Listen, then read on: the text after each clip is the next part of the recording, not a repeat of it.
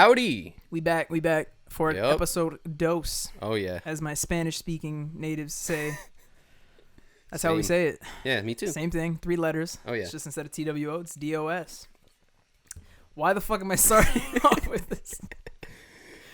Welcome to the Joystick Show. Oh, yeah. Episode 2. Episode 1, I thought, went pretty damn well. It went really well. Made a checklist. I'm just realizing I already missed one thing in my checklist. And what is that? Fucking forget this time. Bam. Perfect. Shit is on. Show's already way better than the first one. Now we're ready. Right? To start. Yeah. Want to just start off by saying thank you to like everybody who checked out. Very good 1. feedback by everyone. Super awesome feedback. We got like really good. I got personally awesome messages about it. From the few people I did show, and I'm definitely gonna share this one a lot more, but it went really well. Yeah, I'm very happy with how it came out. Obviously some technical stuff that went through, but people definitely were very nice about criticizing that, which we are appreciative of. And I even have a nice little fancy index card here that tells me all, like, you know. Like the lights that you forgot about. Look at that, right? Now we got lights. Oh, yeah. Shit looks good. The episode was perfect until Jose showed up and fucked it all up, if we're going to be real. Shout outs to Jose. Yeah, I know. Jose and his, what was that, $1 of popcorn, right? It was $1 of popcorn, but it equated to fucking, what? Was Way more garbage. Yeah, it was like freaking, it was 4 bags. Yeah, 4 25-cent bags, which, by the way, good economy move, like perfect. You're saving a lot of money, but maybe not the best thing. What else did I want to say about episode 1? Crap. We're gonna have guests on for sure. Yes, that's definitely to come. We just wanted to do a couple episodes to get, you know, our feet wet and also to have more of the original Joystick crew on. Oh yeah, except Joey. Except Joey. Joey will only be on for VR episodes. Joey will be on for maybe a Skype call here and there until he's finished quarantined. Yeah. Quarantining. Yeah. Isn't that the Q word I can't say from last episode? Yeah, that is the Q word for anyone that, if anyone didn't figure it out from the first one, it was. Instead of that, we'll say while he's strategically socially distancing. Yeah, he's quailing. Finally a reason to use that quail PNG picture. Oh, again. We hide it somewhere in the episode. You gotta find it out. I had to make that by scratch, by the way. You made a quail from scratch. I didn't make a quail, Dylan. I don't have that kind of ability. I didn't lay a fucking egg. But that's what I thought. Like, you drew it. No, usually you're able to go on like Google Images and like look up the PNG image, which is like fancy pants terms for images that don't have a background, so you can just drop them onto anything. Oh yeah. But for some reason, everything had a background, so I had to actually go in and remove the background of the quail was in. It was a whole process. That's annoying. Just for like, you know. Just for the joke. That wasn't even that funny. Just for a quarter-second quail joke that nobody probably even saw. Yeah, no, they saw that. They liked it.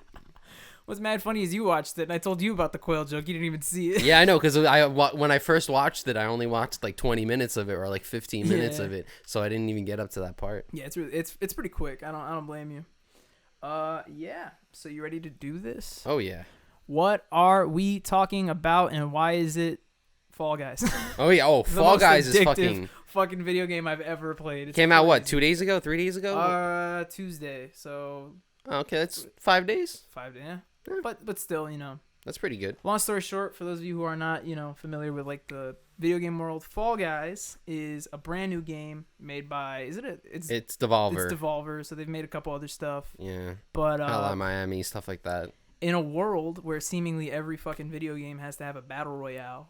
It kind of does it. It does, but this company comes out and makes an out-of-this-world battle royale. I've never seen anything like in my life. I mean, it's like, it reminds me of like those marble races. Yeah. But then it also reminds me of like cartoon Wipeout, which I think is really endearing. I was literally about to say that. I was literally about to say like it's like Wipeout meets like Mario Party almost. Yeah. You know what I mean? Because they have all the different games. You have all the team games that make it fun. Mm-hmm.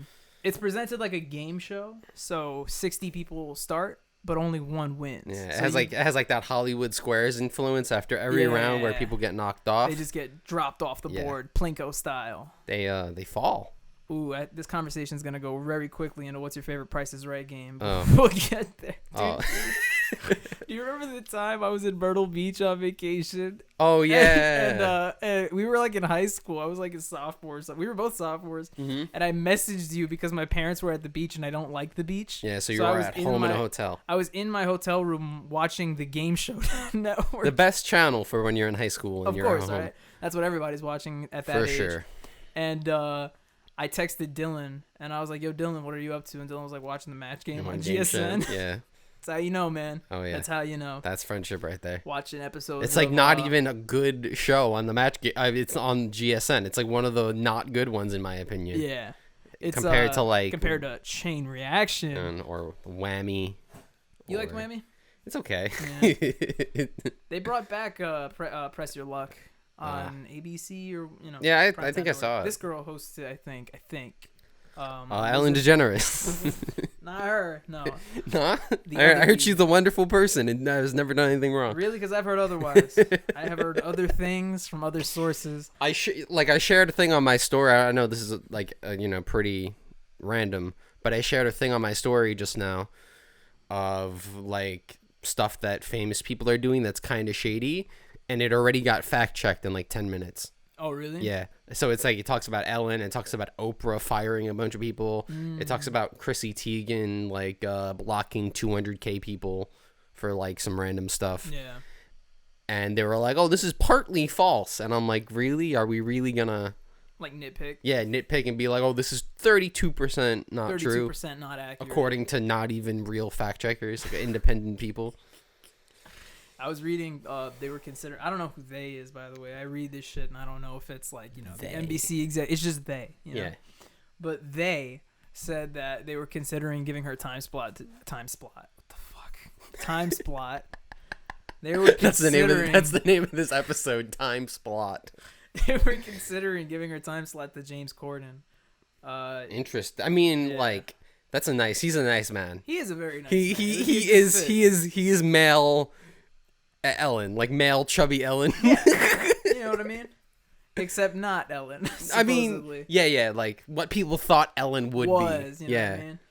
For sure. Man, that's funny. 2 celebrities came out. I forgot who the other one was, but one of them was Brad Garrett. Who's that? The guy who plays, I think it's Rob from Everybody Loves Raymond. Big guy. Hey, Ray. Oh, yeah. Yeah. I love him. He came out and said that she's like a piece of shit. Oh, yeah. Basically. I mean, everyone is, yeah. Everyone's coming out. And a couple people defended her. I think Kevin Hart defended her, weirdly enough. But, I mean, he's in there, so. At the end of the day, people are different to everybody, For sure. The way I act with you isn't necessarily how I'm going to act with, say, Ellen. Or Ellen. Watch this shit get taken down or something. You guys are talking about Ellen too much. By Ellen, right? Is that the E word we can't say? Oh, Lord. Oh, man. We started talking about Fall Guys, and now we're fucking... talking about Ellen. We're talking about the Ellen's on Fall Guys. Ellen's not in Fall Guys. By the way, I still haven't won, though. I'm actually pretty pissed off. You haven't won? No, I haven't won yet. I've gotten second place like 8 times. I don't mean to brag, but I won twice on my first night. Just saying. I forgot. I won on the one where the floor falls. Yeah. There's like a game where like a bunch of tiles. If you play Minecraft, it was a Spleef. Spleef. Yeah, that's what it's called. Yeah. You brought me back. You brought me and like 2 other people back. But I mean, a lot of people play, and then they added it to Minecraft, but then they called it something different. They called it like a mini game thing. They didn't call it Spleef. Yeah, they did. Yeah, they brought back those weird ass mini games. They brought back the other Q word, queef. Do you remember? Were you there for that night that me and Jose got super competitive in that Minecraft gliding game, and we were playing it for like an hour? I remember the day after, me, you, and Jerry were just playing it in a party. We were all playing Minecraft. And it's just like a thing where you fucking glide from point A to point B. But the thing is like it's hard to control. Oh yeah. So we would fight over times, and me and Jose got so competitive with it. He went home that night, and we were just sending each other scores for like 3 hours. I mean, that's why I like the game like Trials. Because Damn, you're bringing me back. Yeah, man. A lot of people didn't like Trials, but it's like I played the original on PC because it was like you could just have those times set up, and then you could look up other people's times. You could be like, I could do better. Yeah. Like one time I even played it at your house, and I played a level like 8 times, and you're like, "Are you gonna go to the next level?" And I'm like, "No, I'm fucking up. I gotta get the best time."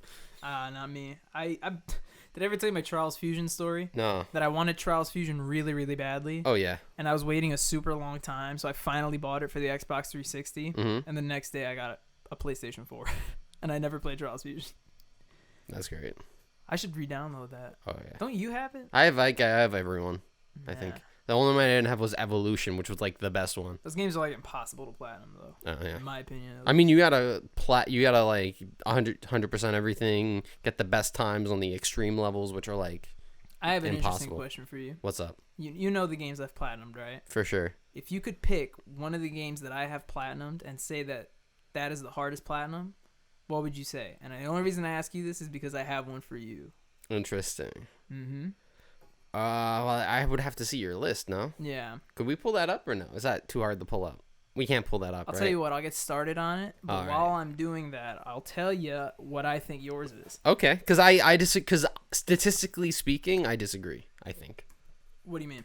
Because there are a few platinums I have that, statistically speaking, are 0.1 or less. No, yeah. Yeah. Like, for instance, your Rogue Legacy platinum is like... Yeah, that's hard. Like, ridiculous. But although the game was free, it was free for PS Vita, but it was crossplay. So you got it on PS4 too. Access denied to the Sony website. Oh, fuck. They know I'm under some shady Damn. shit. Damn. I'm just looking up penis site. The Penis Network, my favorite. So yeah. Time spot. What's wrong with you? Man? It's just one of those days. No, the one because the Rogue Legacy platinum is ridiculous. Yeah. There's that trophy where you gotta beat it, and God knows how many. What is it? 15. It's 15, and less? once you play the game enough, I realized that it was actually really easy. You just have to be patient. Yeah. You have to work through each. Like, imagine playing Isaac, but very slow. Like going through each room and slowly killing each enemy. It takes way too long. And I could have done it like a couple of years ago if I was just patient. Mm-hmm. If I just like waited it out and kept playing it and grinding it out, I would have gotten it. But I was like, and then at a certain point, I got up to the 4th boss, and I realized I was a high enough level where I could just beat the 4th and final and win. Yeah. So every time I died on the 4th boss, I shut off my PS4. And I did that. Yeah. So it didn't count as a death. Exactly. And I did that about 3 or 4 times. And then as soon as I got to the final boss, I did it legitly. Did it in like 12 deaths. That's actually mad smart. Yeah. For sure. I didn't want to do that originally, but I'm like, all right, I want to do this tonight. Because that's not the one I was gonna pick for you, by the way. Really? Yep. What was the one you were gonna pick? I was going to pick Steep. How the hell did you platinum that piece of shit? Oh, I platinum the game in 5 days. Man, I can't I think so. I got it on Christmas, and then I platinumed it the day before New Year's Eve. Damn it! I don't know how to. I still can't control that game. You have to hold. It's a lot of the game is with the analog sticks. Yeah. So when you do a move, you have to you have to hold down where you're landing. So like if you're landing on skis and you're landing downwards, you have to hold them down. It's very awkward. You have to get used to it. But I think it might just be because I play NHL. And NHL is also all analog stick. You don't press any buttons in NHL. Man. It's all triggers and analog. Snowboarding's cold. That's the link. That's it. You'd be sick at a curling game if I say so myself. Isn't your cousin a curler? Wait, did they have curling in like those old N64 games or no? Like the Olympic games?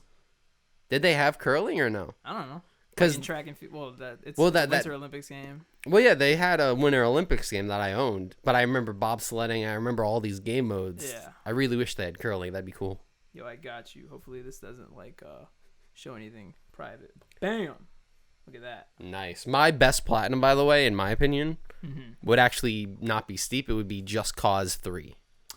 Yeah, I give you that one because I know you put so much fun. That platinum took a year and a half because I kept playing it and there was so much grinding. Like, it's a fun game, but there's like, those games that have like strongholds and stuff, or they have like the bases. Yeah. That game has, I want to say, 75 bases, and it's just like a bunch of blowing shit up. And then you have to collect every vehicle in the game, which includes all of the boats. Yeah, so didn't you have to tow them? There's one boat that's in a landlocked lake, there's a lake in the middle of the map, and the boat only spawns there.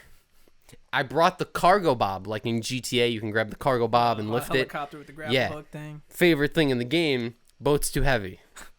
But the game does have tethers where you can tether one thing to another thing. Like, you could tether an enemy to an explosive and grapple them to it. So I would just grapple the boat for half of the map. And it took like 45 minutes. Damn, but 45 minutes of just and just crazy. Grappling it. Yeah. But I'm very proud of that. Very good game. I'm proud of that for you. I hate games that are just heavily grindy, man. I mean, there was one game I platinumed called Stories Stories: The Path of Destinies, and it was a free game on PS Plus, and it was a choose your own adventure, and the game was only an hour long. But you had to beat the game 20 times to get all 20 endings. Yeah, you told me that. That sucks. It's not even worth it, in my opinion. I want to have fun with the game, you know? Like. But the thing is also is that when I grind out games like that, I noticed you were also doing it too when you were playing Borderlands, and then as I play music. Oh, yeah, I do it all the time. But now what happens is when I think of the game, I also think of the song. Of the song? So I platinum steep while listening to like emo music. I don't know why. And then I started listening to pop punk. So depending on what part of the game I'm playing, I'm thinking of that song. Like I remember I was listening to like emo music, but I was doing like the wingsuit. Yeah. And it was like the weirdest shit ever. Oh man, God of War. I'm looking at that game now. I don't know what it is. You know, I didn't play the God of War games from the PS2 era, despite the fact that people always tell me that they're amazing. Probably are, you know. Oh, for sure. But God of War for the PlayStation 4, man, I didn't want that game to end. That might have been my favorite game that I've played in a really long time. It's a good game. And I'm super excited for some new stuff. Damn, bro, is that 1% on Dangerous Golf? Didn't we play that for like 2 minutes one day, looking for something to play? It was good too, wasn't it? That was the one. It was like a game. You have to destroy shit with golf balls, you know? I feel like it was good. We should play it. Right now? Yeah, I feel like it was good, you know? Man, hardest platinum out of mine. I don't know. I platinum a lot of maybe Celeste. That one's fucking difficult. If you saw the seasides in that game, yeah. I've watched. Insane. It's a hard game. Yeah. The Witness. I don't even want to talk about that game. Oh, there's so many games. Like I don't want to go to mine, but there's so many games I have that are like 91, 94. Oh yeah. Like those are I didn't you know how much time I spent on Stardew Valley and didn't platinum it? That's so disappointing. That's how I feel about Isaac. It's like it hurts because like that game is so traditionally hard. Like that's what it's known for. Yeah, I mean that's the same thing with. And I did so much work in that game. What the fuck was that game we were just talking about? Before Steep, no Rogue Legacy. We were talking about a game before that, no? Steep, Rogue Legacy, Fall Guys, God of War, Just Cause 4. I mean 3. I have no idea, bro. Really, bro? Just fucking out the window.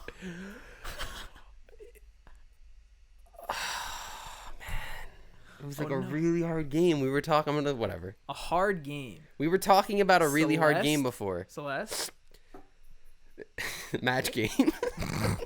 No, I don't. Whatever, bro. Why is my fucking mic doing this? What's up? What does it do? Oh, it's because I didn't tighten that. Oh. Now I won't do it anymore. Yay. What was the other thing I wanted to talk about? Victorious. I talked about Zoe 101. I ain't gonna blow up my spot like that. I was gonna come in all smooth with it. Oh, I was gonna be really? Like, yes, you know, I was watching a video essay about Victorious. Oh, but let's talk about. That's even more lame though. That's not sophisticated. No, but I was actually. So real quick, there's this YouTuber who I watch. You ever heard of Nerdstalgic? Yeah. Love him. Yeah, he's good. I think he puts out some amazing content. Big fan of video essays in general, but I think he's like super. Video essays make up for about like 80% of what I watch. Right.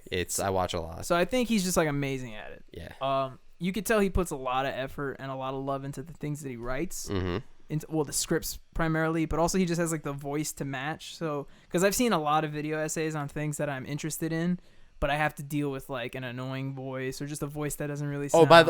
Not to cut you off, but every geography YouTuber is from like Finland or something, and they're just like they have the weirdest fucking accent, and I'm just like, oh my god, can I just get like David Attenborough or something, or like some guy from like Ohio that just narrate this? For sure. Yeah, for sure. No offense to anyone from Finland. But what was it? Oh man. Oh yeah, the video essays. Yeah, Nerd Writer, good voice. Long story short, I was watching some of those videos today. Yeah. And I stumbled one that was about Victorious. And it was like why people still remember it. And it was actually basically his point was it was one of the only shows back then that broke like archetypes of characters, right? Because I feel like a lot of like Drake and Josh or something, they weren't gonna push any boundaries or anything. Exactly, but like So first of all, what I thought was actually interesting was apparently the show was made as a ploy to boost Victoria Justice's singing career. Fun fact, they actually boosted Ariana Grande's singing career. Exactly. Big whoops. That was the wrong funnel. You did. My girlfriend was actually talking about this a few weeks ago. We were watching Zoe 101, and Brianna and my girlfriend was just like, oh, like Ariana Grande blew up and like no one even knew, and I'm like, we now we know. Yeah, for sure. And what was I gonna say? Fucking oh yeah, another cool, interesting point. It's into his thing basically. I feel bad because I'm like just reiterating it, but honestly speaking, if you should honestly check out anything. Link it, bro. I will. I'll put it in the description.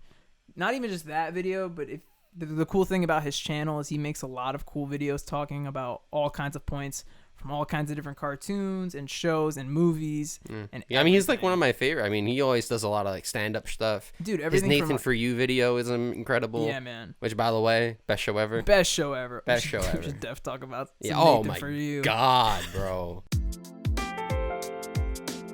The one he did with is it Dumb Starbucks? Yeah. That one's great. Where he there's a failing coffee shop, so to help their business using parody law, they just make a parody of Starbucks and call it Dumb Starbucks. The sad thing though is that their food license ran out or something. Mm-hmm. But there's a lot of those where I remember they made a fake health guru. They made a guy who lost all this weight and he got ripped, and they had him on actual TV. Like they had him on morning television pitching this book, which was a fake book. It wasn't a real book. Yeah. And he hired a freelance writer to write the book for him in 5 days.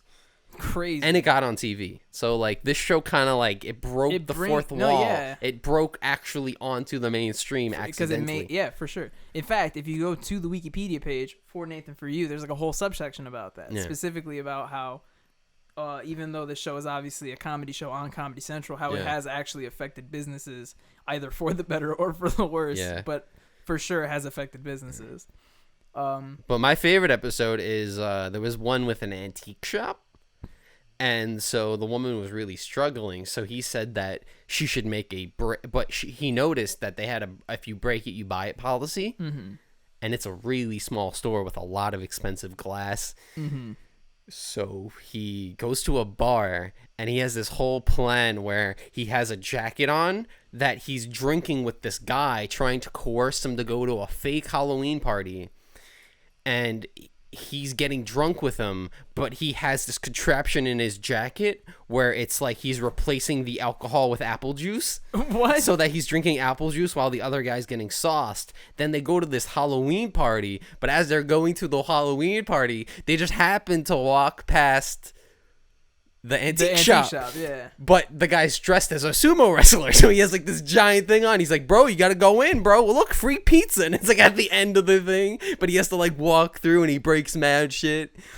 Oh my God. It's so fun. And at the end, he walks up and he's like, I'm so glad this worked. And as he's walking out, he just fucking breaks a plate on the floor and then hands her $5. He's like, eh? And the woman is so mad, like, this does not help my business at all. Oh, my God. And he broke, like, $200 worth of china, too. Like, it was crazy. And he paid it. Well, yeah, I mean, I wouldn't be happy, though, right? Like, fucking got rid of all my merch. Oh, my God. Comedy Central, though. What a lot of groundbreaking shows. Yeah. I'm so happy those are on the app now. We just, we rediscovered important things with Dimitri Martin. Nick Swartzen's Pretend Time. Comedy Central Presents. Oh my gosh. I want to get into that in a second, actually. Yeah? But before I do that, only because we started talking about... Word from our sponsor. Only because we started talking about Dan Schneider shows. Yeah. I actually wanted to continue it and lead into... real quick, to finish the Victorious point. Yeah. It was just a show that broke archetypes. One thing I thought was examples, interesting... the fact that, like, so first of all, before I get into the specific archetypes, like the fact that none of the characters on the show are like the hero, you know what I mean? Yeah. They're all kind of just like flawed characters that are put together in situations kind of like that. Mm-hmm. But then you have characters who are like portrayed to be one thing, but are yet a different thing. Okay. An example would be like Robbie, the guy with the puppet. Yeah. The fact that he's like a super weird nerd, yet he still finds his way into the popular social circle and has talent. You know what I mean? And then also the idea that like Jade, the emo girl or whatever you want to call her, the goth girl, I guess is a better, is like she's not technically the series antagonist. She kind of plays that anti-hero role, but she still also has like a heart. You know what I mean? For sure. They don't play into the archetypes that a lot of sitcoms do. You know what I mean? Also, I don't think people give a lot of credit to those Dan Schneider sitcoms, specifically like the earlier ones. Yeah. Like Drake and Josh specifically. They're all good. Yeah, man. I just think that from watching, I remember you watched Victorious. I watched most of the episodes, but I haven't watched it in a while. Dan Schneider kind of has this obsession with like fun school. No, it's funny you say that.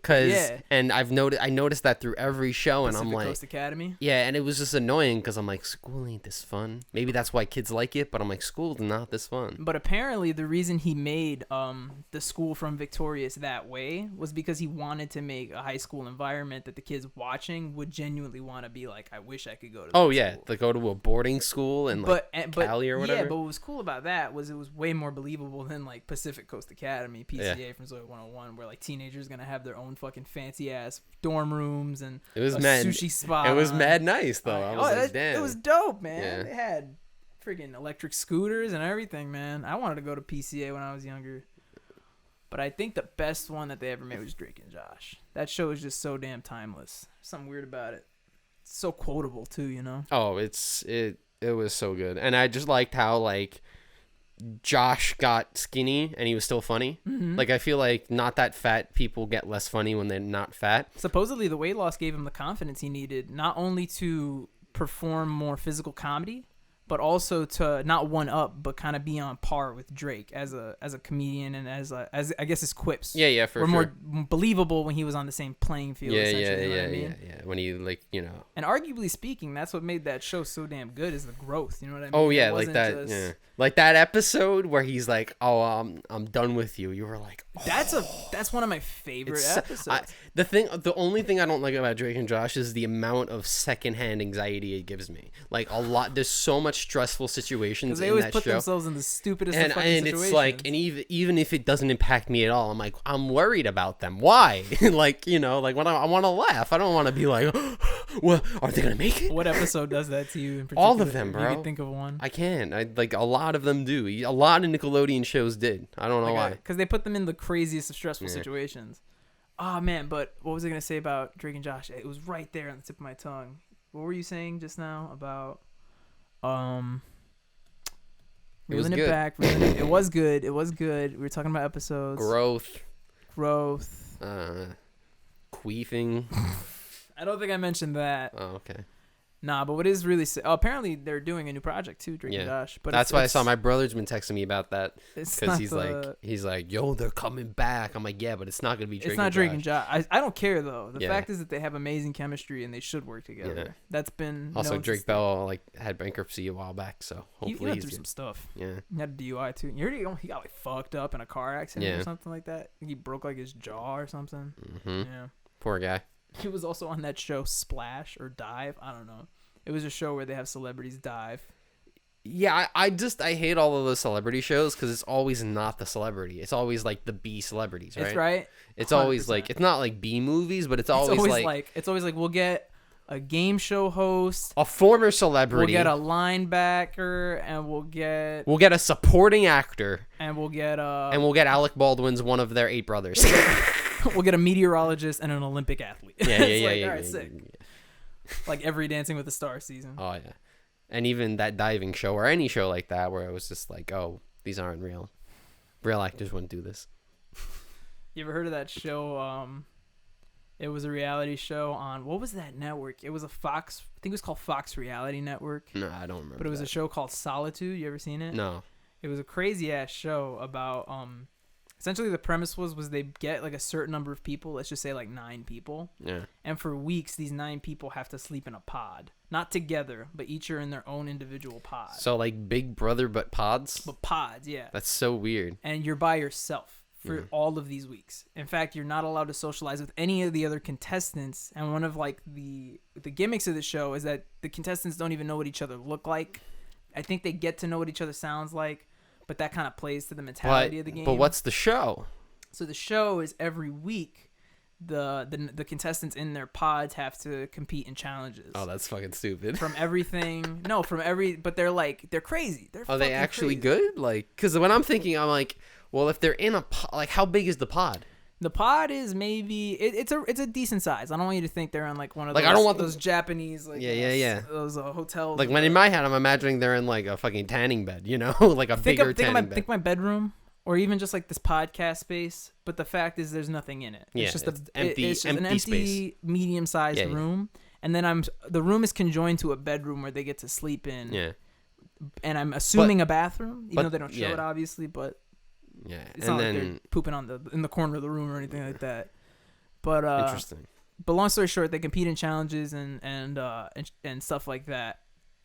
And every week, one of the people gets eliminated. Interesting. But what's cool is obviously they don't know who gets eliminated. Even the person who wins doesn't know who they beat or anything like that. That's so strange. It's pretty crazy.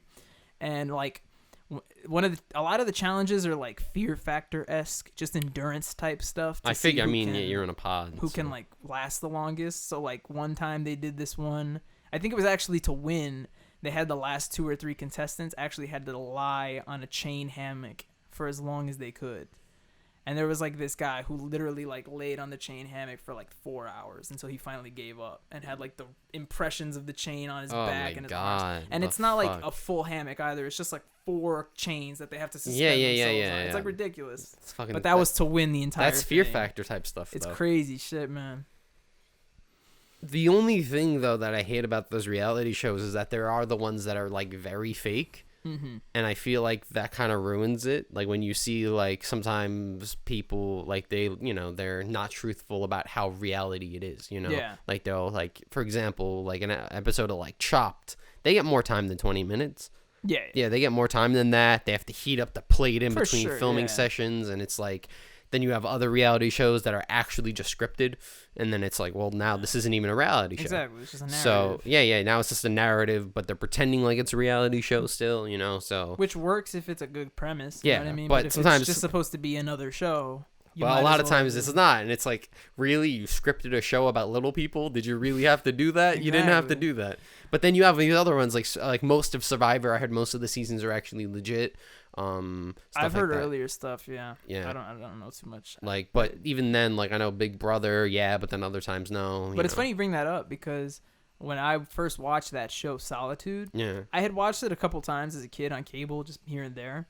But then I remember like I started not binge watching it, but watching more of like the challenges and stuff like that, just because the concept of the show is fucking nuts. And apparently a contestant who won or was on it actually did a Reddit AMA where they were asking them like how truthful the whole experience was, and he was like, he basically said that the pods were filmed in like they were on a sound stage.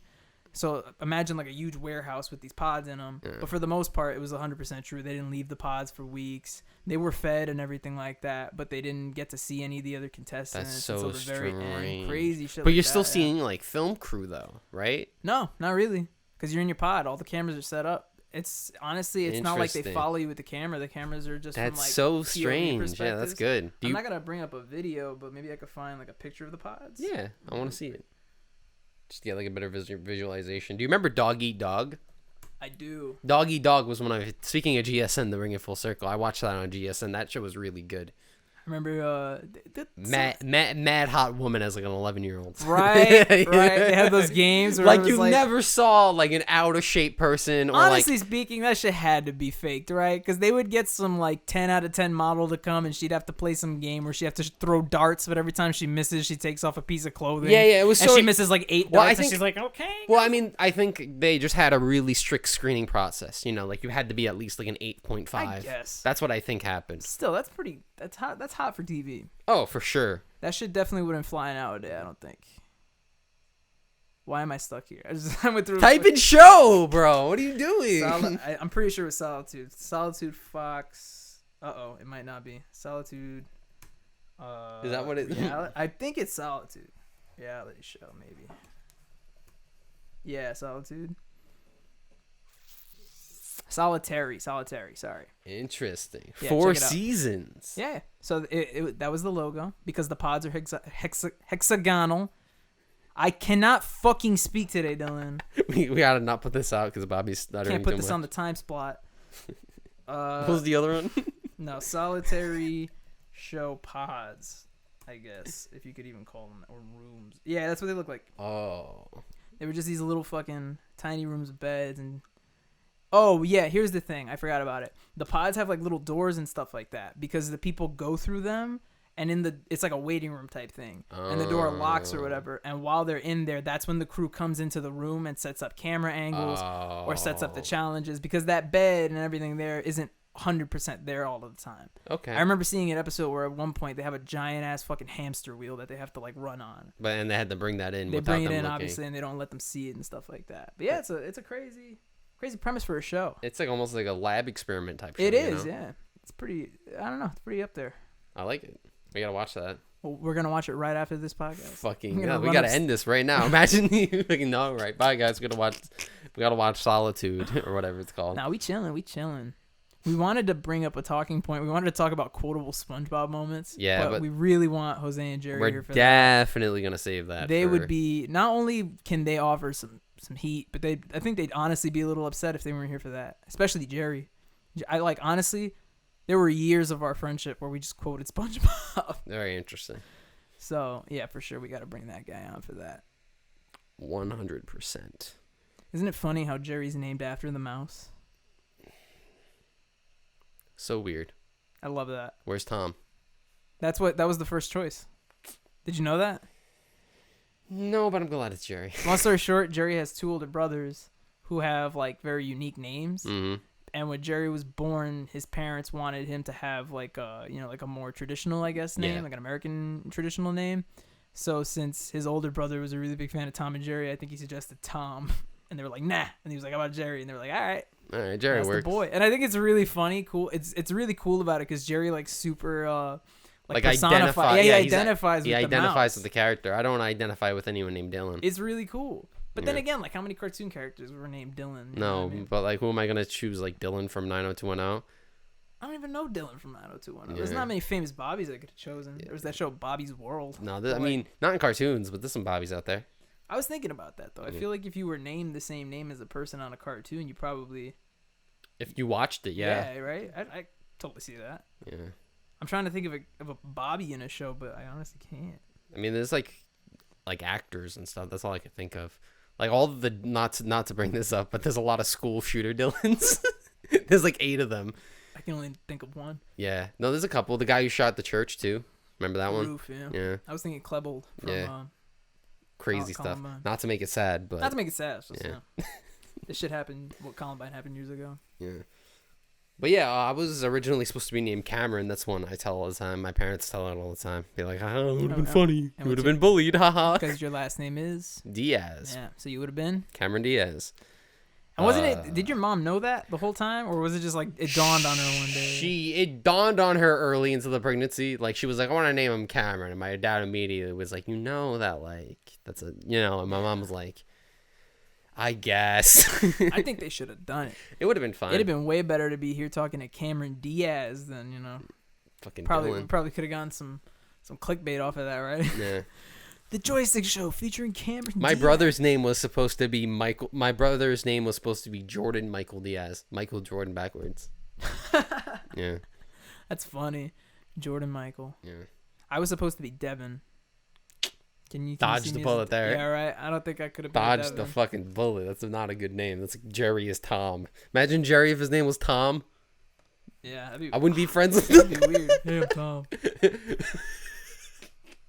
Because at face value, when you first meet Jerry, you think he's boring. You know what I mean? 100%. You want I would say less nowadays. Definitely when we first met him. But when I first met Jerry, when Bobby first met Jerry, first time meeting him, you're like, coy. Didn't express himself too much. Not at all. And so it was like, oh, this guy's boring. Imagine if his name was Tom and he was boring. That's like a boring ass John. You're just kind of like, damn, bro, this guy is boring. Oh, man.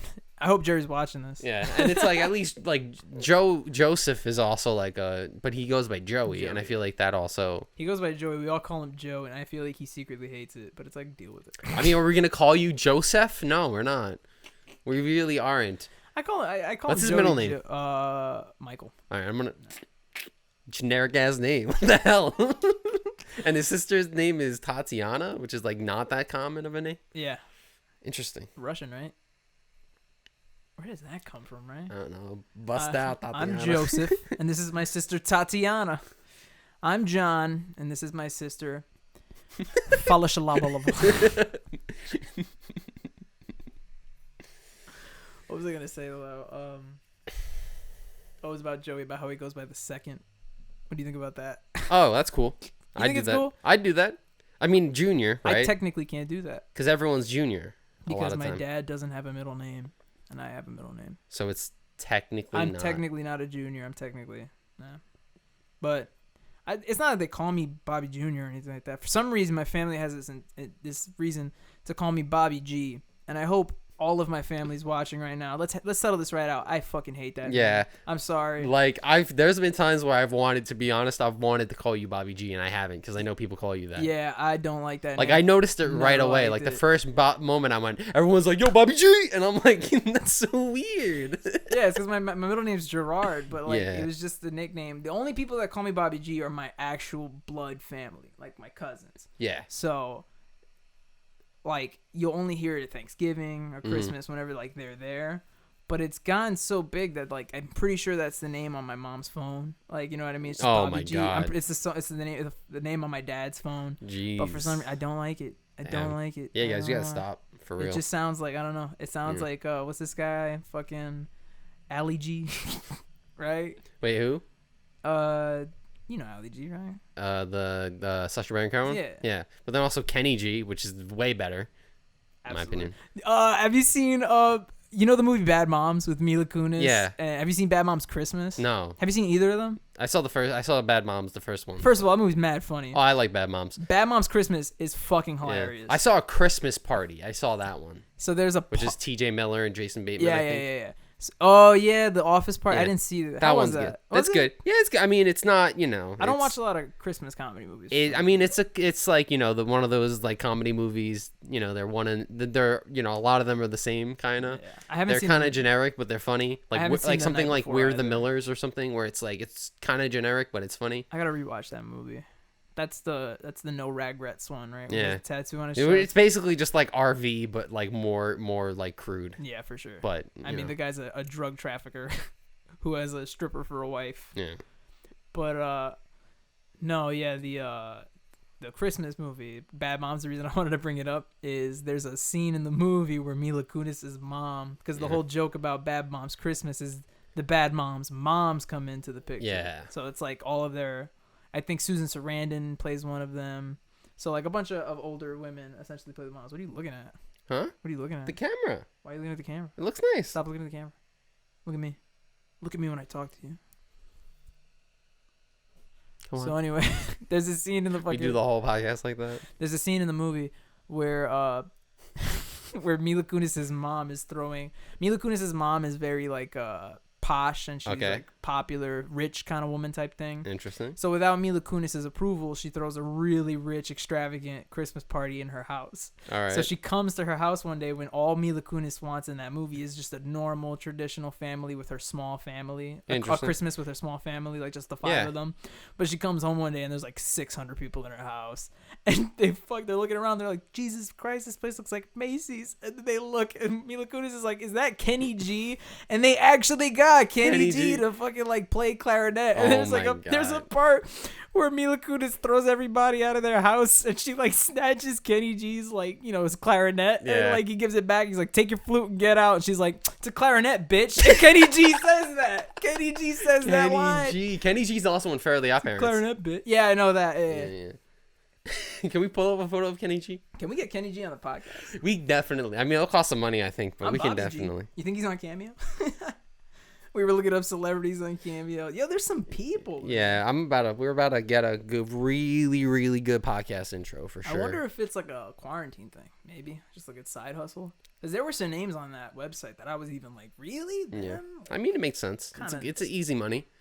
Their agent probably set it up for them anyway. That's what I'm assuming. Because a lot of them, on that website, it'll tell you, for anybody who's not following along, Cameo's a website where you can get celebrities to basically do customized videos, very short form for you. There's some great ones, by the way. Some people use it to advertise. I wrongly referred to it as Campster as a joke, and it was like, that's not Campster.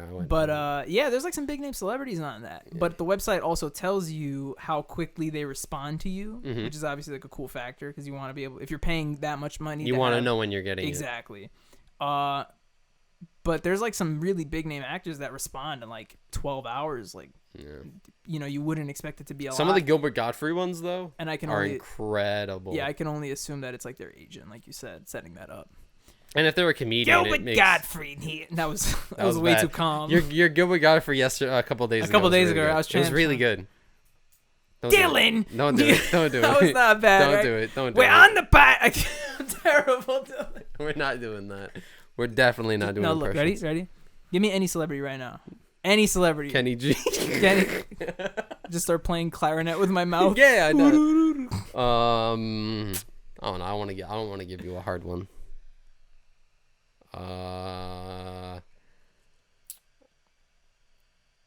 Bill Clinton. Bill Clinton? Yeah. Close your eyes.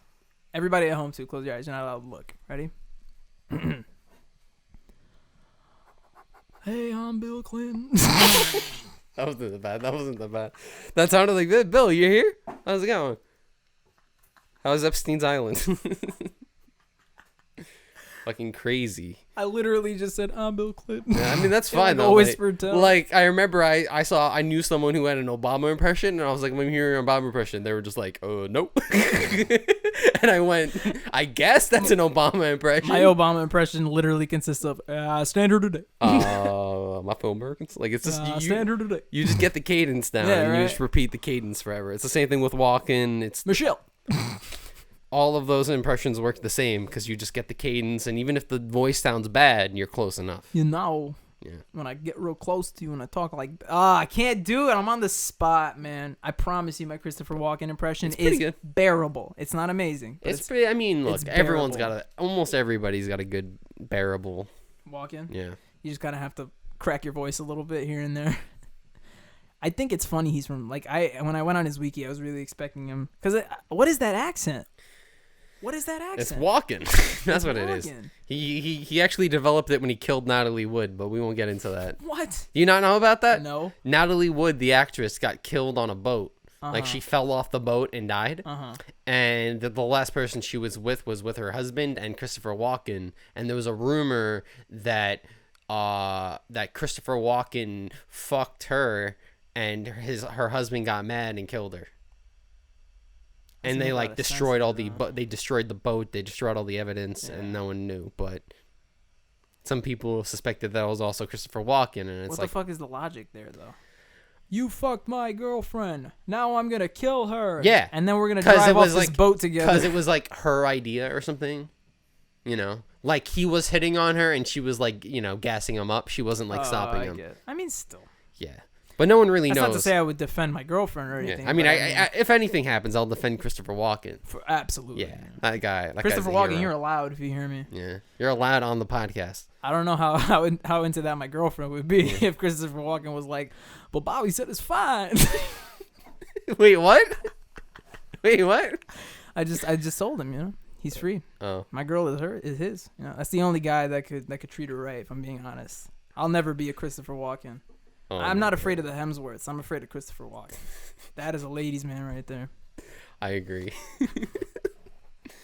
Every time I think of Christopher Walken, I think of that scene that he's in Deer Hunter with Rob De Niro when they're getting. You ever seen Deer Hunter? No. Wow. I have not seen Deer Hunter. You know what it's about? No.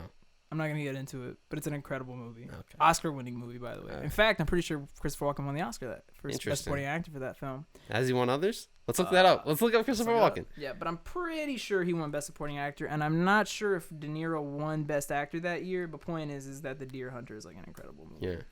It's about it's not about two specific. Well, it is about two specific soldiers who are prisoners of war. Oh, damn. During the Vietnam War. Not that funny, Christopher. But there's a really tense moment in it. Let me go to the awards section. There's a really tense... Here we go. Complete list of awards. Academy Awards. It won Best Picture. Mm-hmm. It won Best Director. Yeah, Robert De Niro was nominated for Best Actor, and Christopher Walken won Best Supporting Actor. Oh, nice. I forgot I'm not bringing this up. But look at this. Look at this.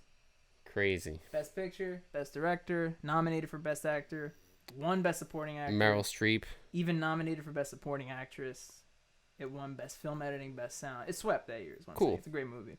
But there's a really dramatic scene in that movie where the Vietnamese people in the camp who have them captured are forcing Robert De Niro and Christopher Walken to play Russian roulette.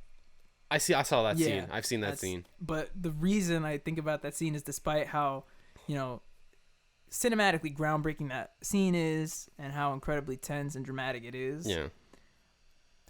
When I was watching it with Jose, the Vietnamese man who slaps Robert De Niro and Christopher Walken in the face all the time, every time he hits them, he goes, "Meow!" So for like 10 minutes, Jose was just going, "Meow! Meow! Meow!" I can imagine Jose doing it. And keep in mind, before this movie in my head has been like that, Oscar winning everything. But now I can't fucking watch it without hearing Jose go, "Meow! Oh my Meow!"